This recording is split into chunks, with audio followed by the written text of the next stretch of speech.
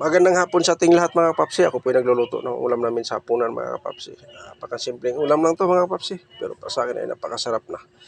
Nag-request po kasi ang mga anak. Gusto humigop ng sabaw. Sabi ko sige gagawa po tayo ng ulam natin. Sabi niya gusto ko sinigang pa. O, sige pumunta ko ng palengke at bumili lang ko ng halagang 100 na karne. Karne ng baboy. Ang gawin ko sisigangin ko na lang kasi gusto nila sinigang daw. Pero yung ating proseso sa pagluto ng sinigang mga kapapsi, sitaw lang at saka kangkong nilagay ko kasi yan lang kinakain nila lagi, sitaw. Hindi ko na nilagyan ng iba pang gulay dahil ayaw naman nila, sayang lang din. At ating sikretong pangpalasa mga kapapsi at pangpaasim nilagay ko na. Pinagsama ko na sila mga kapapsi.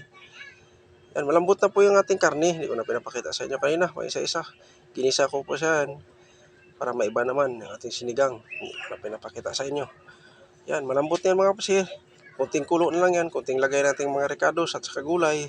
Ready to serve, ready to eat na rin yan mga kapapsi.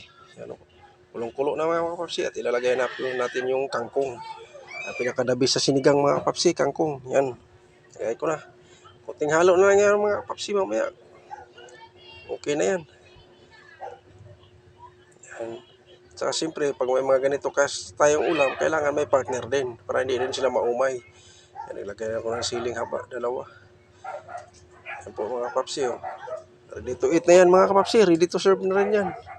Yan, napakasimpleng ulam, sinigang. Sinigang na baboy mga kapapsi. Yan, malasang malasa talaga yan. Dahil talagang pinasarap ko talaga ng gusto. At saka siyempre papartira natin din siya ng tilapia. Bumili din ako ng sariwang tilapia. Buhay itong binili ko mga kapapsi. Kaya pulang-pula talaga siya. Yan mo, pula yung buto-buto niya. Dahil sa sariwa yan, buhay yan, binili ko. Piprituhin natin sa mga kapapsi. Pinahati ko lang dahil ang ating mahiwagang kawali. Hindi kasi pag buo. Kaya inahati ko na lang. Yan po.